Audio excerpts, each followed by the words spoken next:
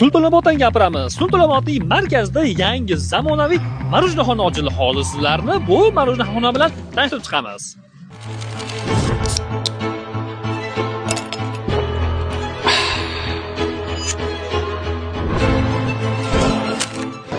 Soat 21:00 bo'lishiga qaramasdan Sultonobodda aholisi Lola marojnaxonasidan marojna yeyman deb chiqishdi. Qaranglar, ish hoj bu yerda qizg'in ketyapti. Biz ham marojna yeb ko'ramiz hozir.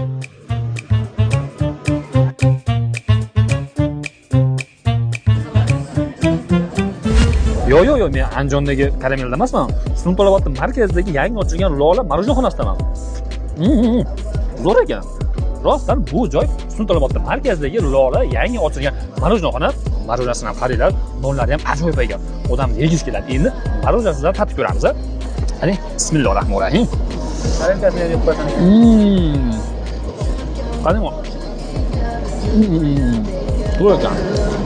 Sultonobodliklar endi maxit o'yishgani, anaqa zo'r marojna yegan uzoqqa borish shart emas. Sultonobod markaziga chiqsanglar, sizlar uchun shunaqangi zo'r marojnalarni, shunaqangi zo'r atmosferani tayyorlab qo'yishgan. Ertalab soat 9 dan eng oxirgi mijozgacha xizmat ko'rsatishar ekan. Undan tashqari bu yerda shunaqangi ajoyib bo'lgan shirinliklarni ham yeb ketishlar mumkin ekan. Bismillahirrohmanirrohim.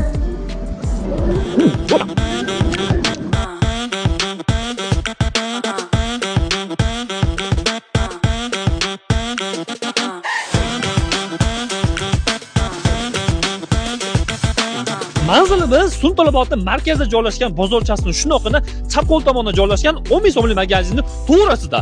Lola marojnasi desanglar hamma ko'rsataveradi. Kelaverasizlar.